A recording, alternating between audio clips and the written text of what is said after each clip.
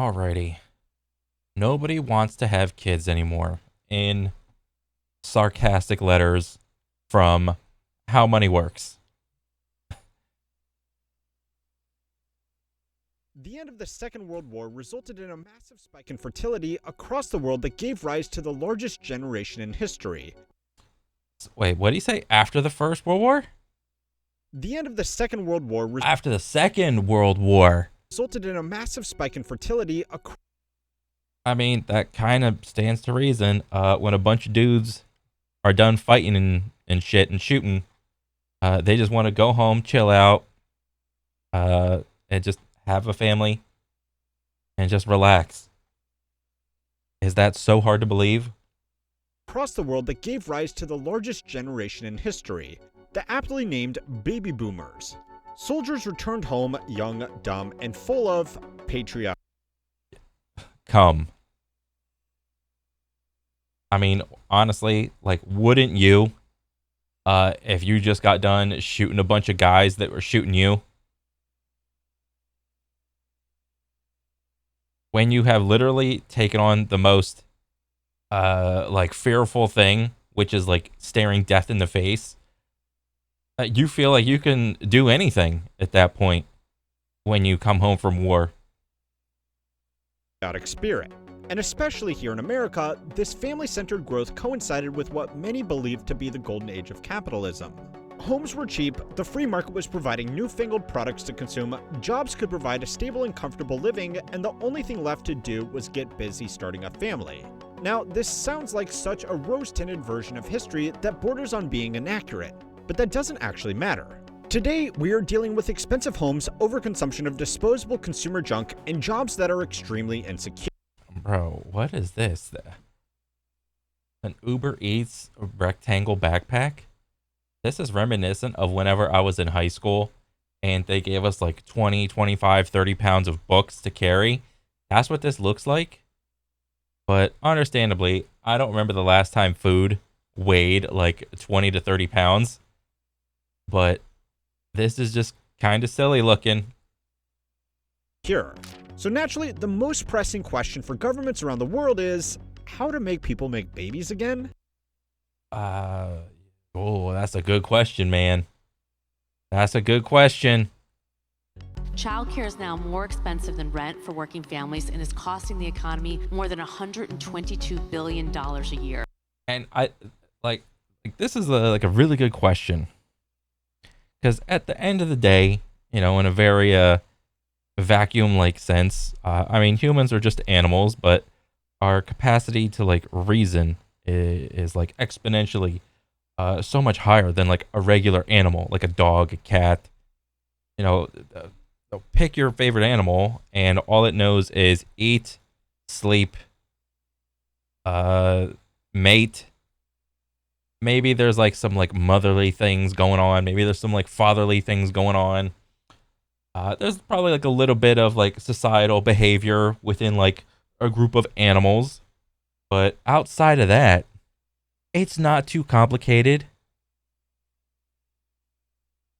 But then you toss in like a human, especially like modern day human, or at least, you know, relative to America. It gets a little more complicated. Their child care expenses from their income taxes. That's a first. What is the biggest thing that needs to change here in South Korea to make this more appealing for women? Starting next year, South Korea will pay a child care allowance of around $530 to parents. Have a baby, get 72K. South Korean companies pay to boost birth rates. Bro, that's more than I'm making. Bro, 72K for a stay-home mom? Bro, I get married in a heartbeat if I could just make a mom. That's sick. With newborns. The biggest issue in 20 years will be population. I mean, honestly, like this guy, you know, you're not really worried about this guy. What does he have, like 14 kids? One of them he like disowned because they like transitioned and they got infected by the woke mind virus. But, you know, like, let me see. How many kids does Elon Musk have? 14 kids over 20 years. Let's not forget, this dude got 14 kids. All right, richest man in the world, 14 kids. Where's all that money gonna go? Where's all that power gonna go? It's gonna stay in the family, okay? That's what's gonna happen. Think it's gonna dissipate? Trickle down power? I don't think so. It's gonna stay in the family. Oh, but you know, how are all those kids gonna have a family? Well, those kids better make friends with some other billionaires. Population collapse. Not explosion, collapse. An uncontrolled population decline is a very concerning issue that will have serious impacts on all of us who are planning to live for more than the next 20 years.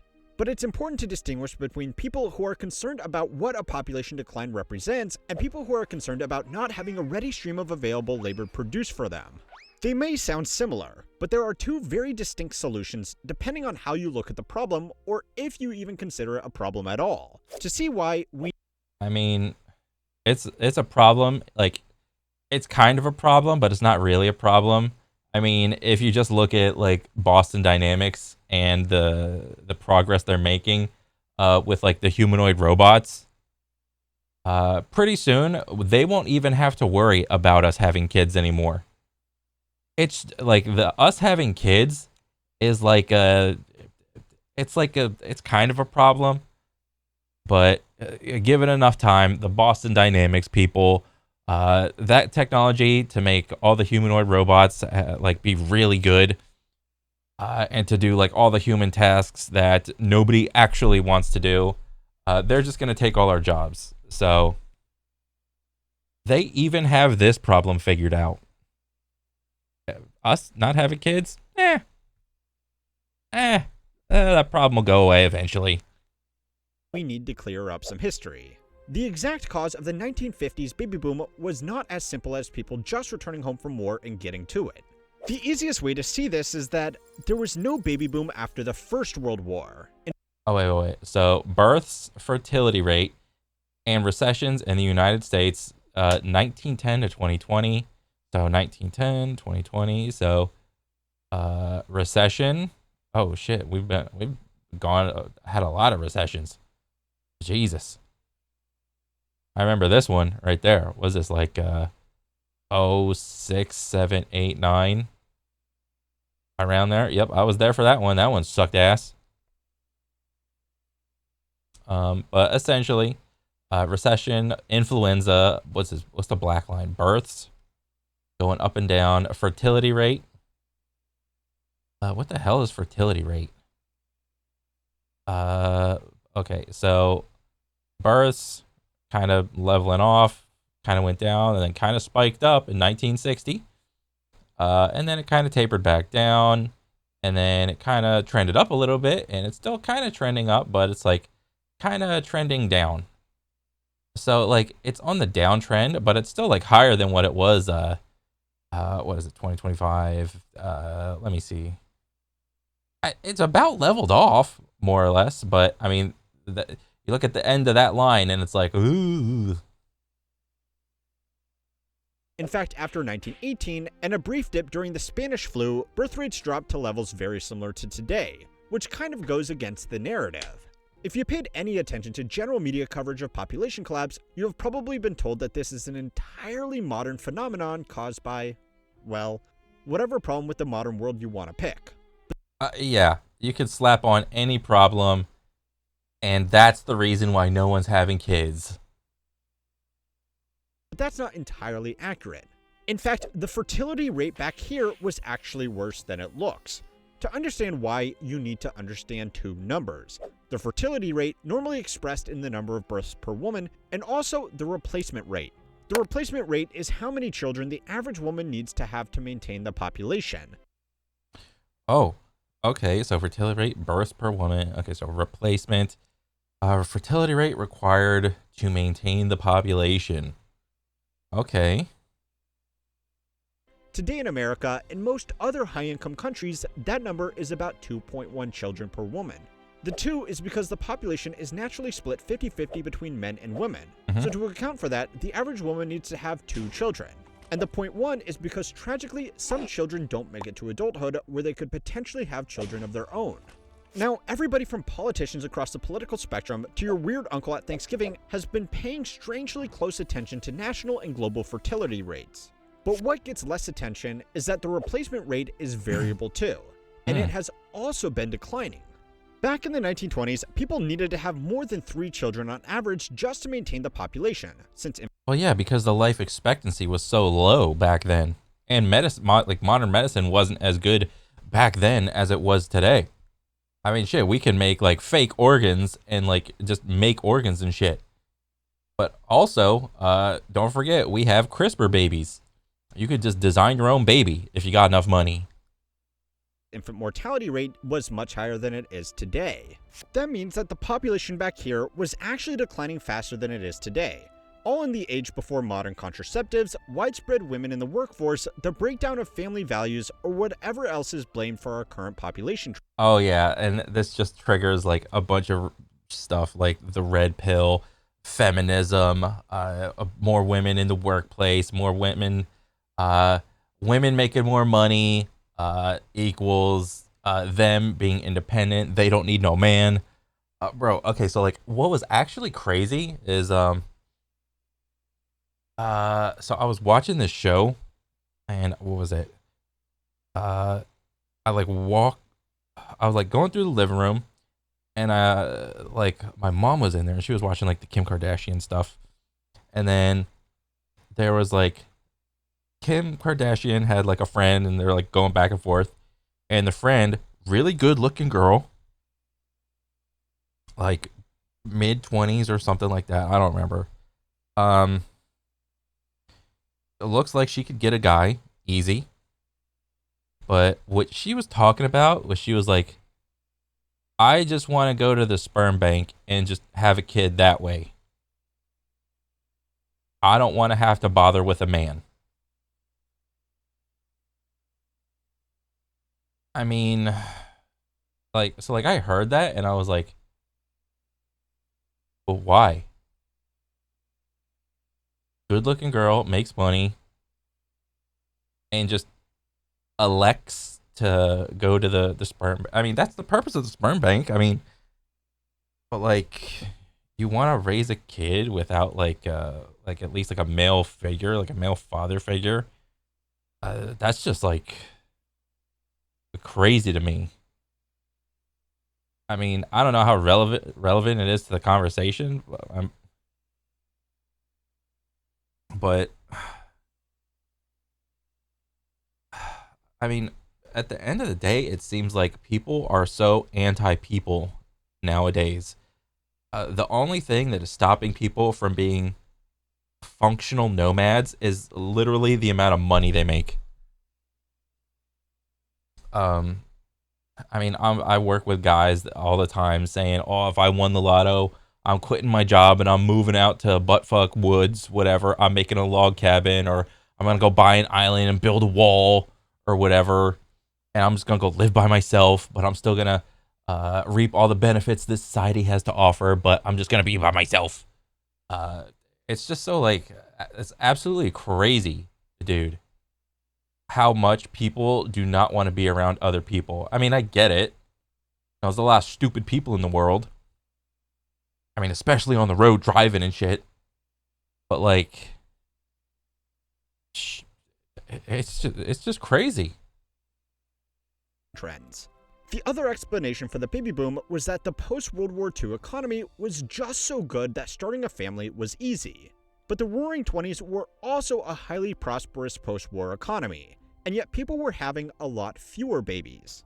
The birth rate actually only started recovering after 1929. Yeah, like what was the news like from like 1960 to like 1970?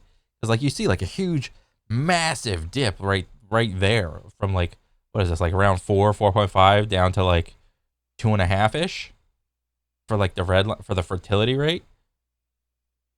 But then the births also like dipped down to like 3.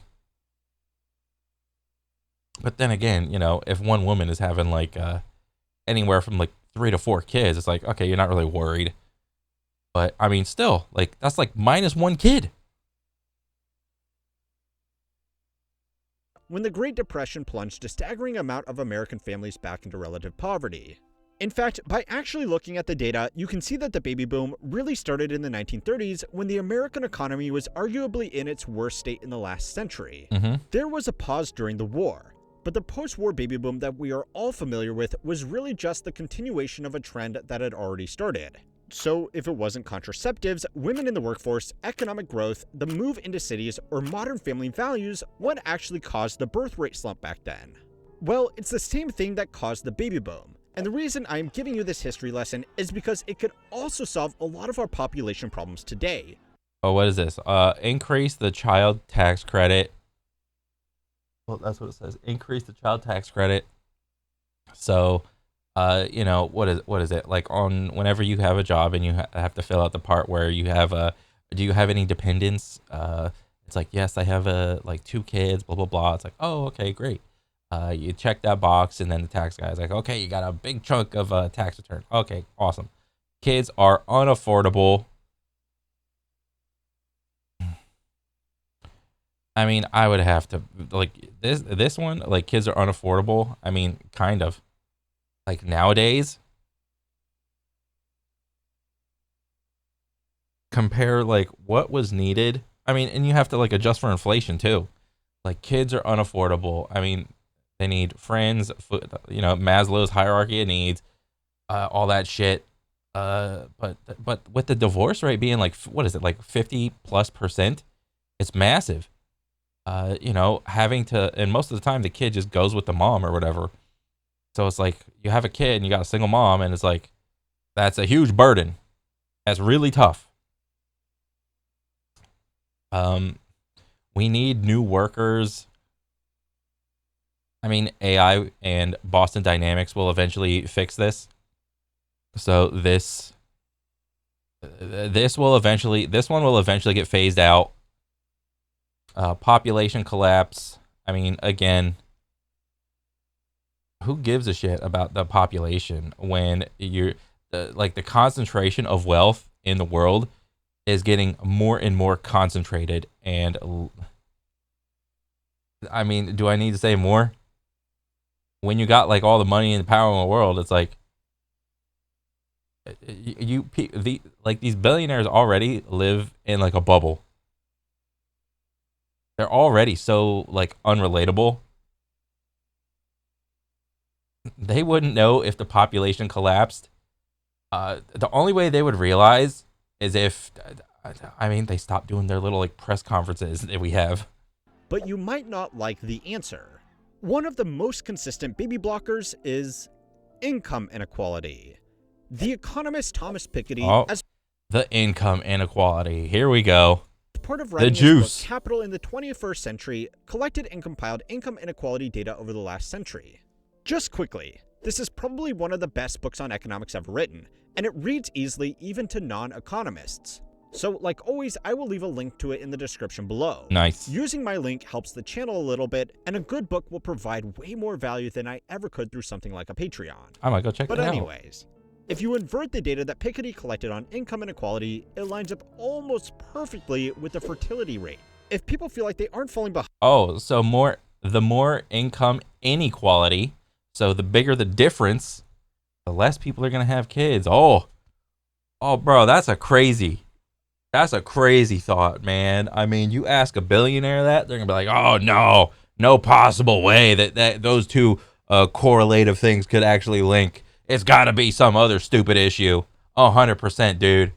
But then you ask like the 99.999% of people, and they're all yelling at the top of their lungs. It's like, yes, that's what it is. I make fucking 40, 50, 60K a year, and I can't have a kid.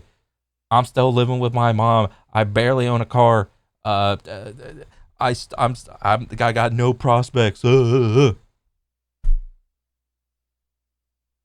Behind, if they have social mobility and they can provide what is considered a good life, they will have more children. The New Deal, that was the foundation of the Great Depression recovery efforts, and the GI Bill following World War II, massively reduced income inequality. and with it, the babies flowed. But this is a big problem because, yes, people in power want to avoid a population crunch, but not like that. So it's time to learn how money works to find out how to make people make babies without, giving them too much. Well, I don't really know if that's possible. Because you got to think, I mean, trying to make a decision about whether or not to have a kid is entirely based on like how comfortable you are with like living life. If you're already stressed and living paycheck to paycheck, how likely are you to want to have a kid with somebody? Probably not that likely. This week's video is sponsored by Beam. Beam is all about helping you sleep better, feel better, and perform at your best with high-quality wellness products. Their best-selling Dream Powder is a nighttime blend designed to help you fall asleep faster and wake up refreshed. It's crafted with natural ingredients like melatonin, magnesium, and L-theanine to support deep, restful sleep. Oh, that's cool. And here's the best part. In a customer survey, 92% of people who used the Dream Powder said it helped them get higher quality sleep. I gotta get some of that. The ingredients themselves are backed by clinical research for their potential benefits in promoting restful sleep. I've been using it for a couple weeks now before bed, and it's made going to sleep a lot easier. I fall asleep instead of spending hours on Reddit, and I wake up the next morning feeling refreshed. Plus, it takes... Bro, between how money works with him putting his little logo over someone's face, like that's me, and Rasputin with the bag face guy, it's so funny. Tastes like a delicious cup of hot cocoa, so it actually feels like a treat before bed. I personally like the chocolate peanut butter flavor, and Hell it comes yeah. with 30 servings, so it works out to roughly $2.30 a serving when you subscribe and save. Not bad. And if you want to try it out, you can use my code for up to 35% off. That's 35% off subscriptions and 18% off one-time purchases. Head over to shopbeam.com/howmanyworks to check it out. For most of human history, our population has been pretty much stagnant. Based on archaeological records, the average population growth rate for the 10,000 years between the dawn of human civilization and the Industrial Revolution... Oh, you literally lost like a good chunk of your audience right now, saying 10,000 years ago. I mean, all the Christians and whatnot, they're like, what, 10,000? I thought the earth was only 5,000 or 6,000. So you already lost everybody right there. Revolution was just 0.04%. Generation to generation, it was barely enough to register. And even then, there were significant setbacks like the Black Plague, which wiped out between a quarter and half of all people in Europe. People had a lot more children on average, but fewer of them survived, so the population didn't really budge. And then came the Industrial Revolution, which kicked off a bit of a feedback loop. Mechanized industry and agriculture could feed and provide more people. And more people meant more work could be done, and more innovations could be made to feed and provide for more people. Jesus.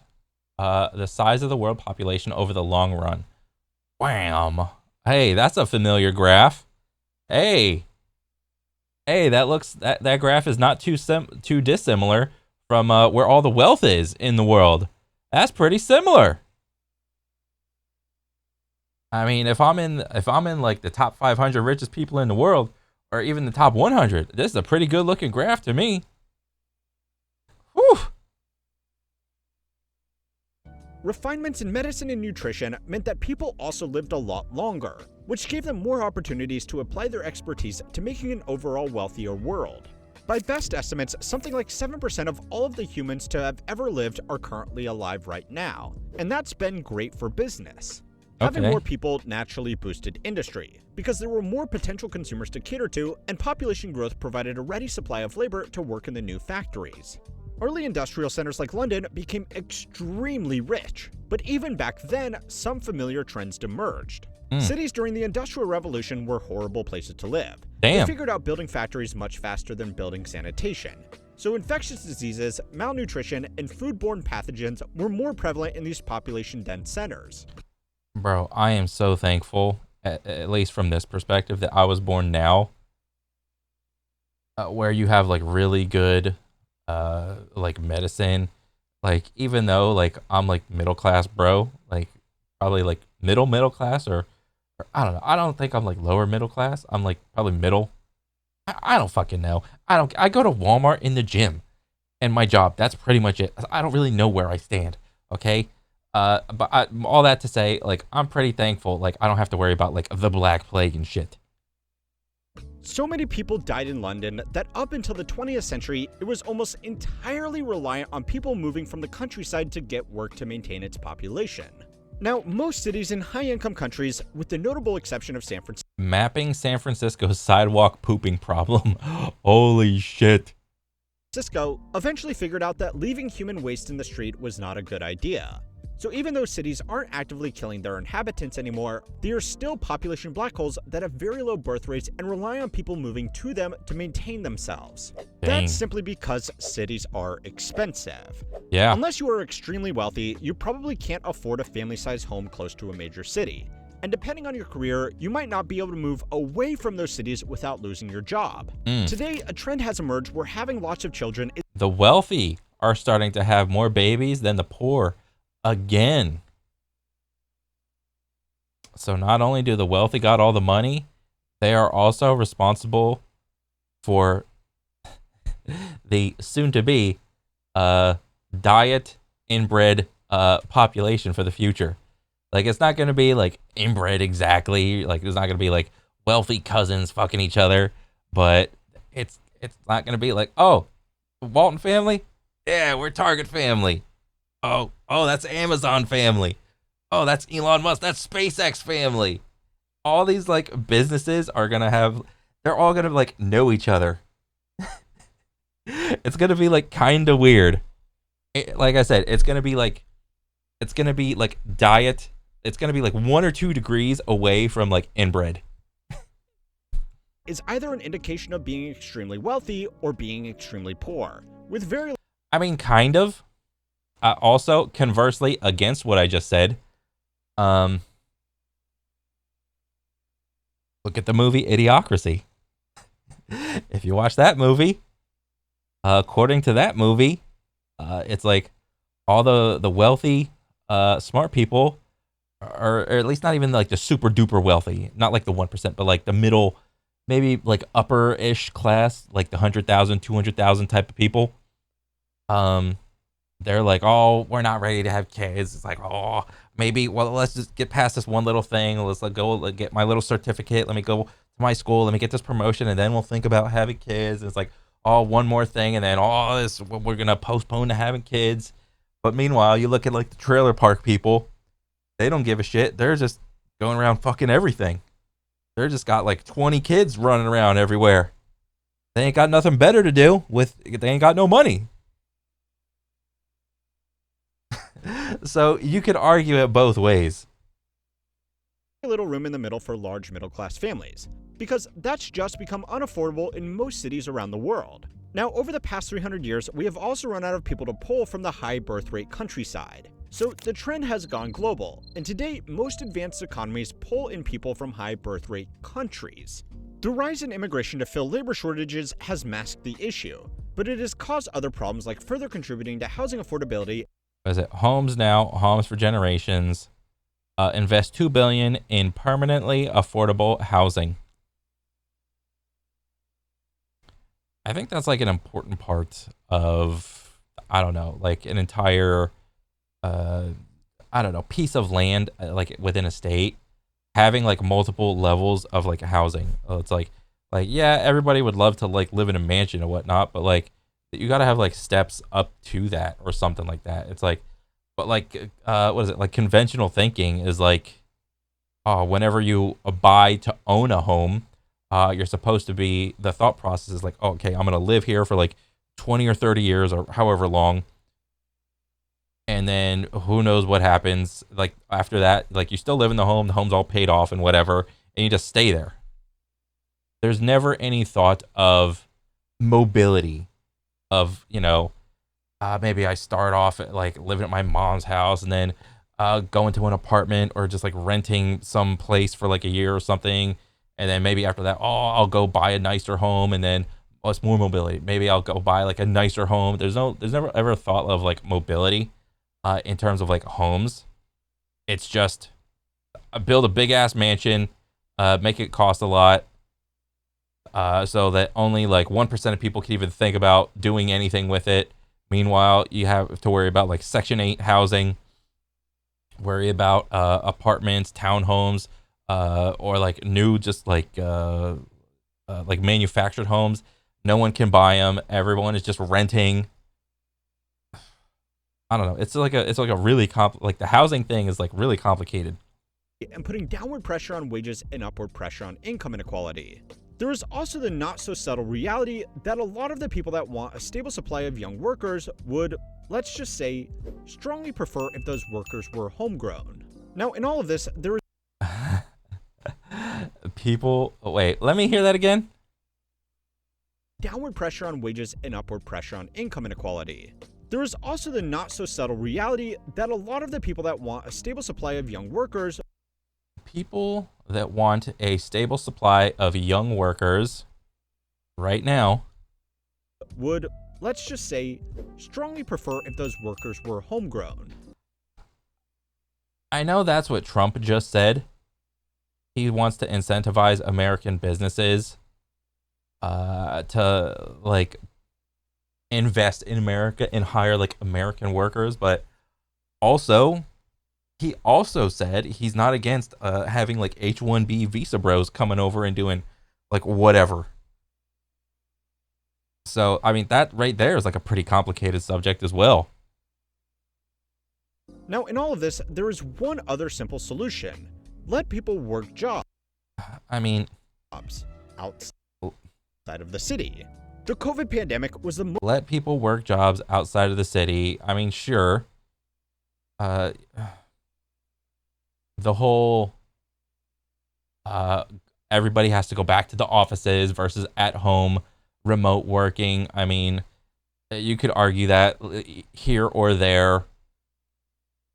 And it's pretty much understood that like people like that, like a person is way more happy about their job if they have to commute less to work. I mean, that's pretty obvious. Or if someone doesn't even have to, like, if you gotta drive like an hour plus, like you're probably fucking annoyed as shit. You know, that's 2 hours of logistical bullshit. You know, you have to wake up like an hour early before you even have to get to your freaking job.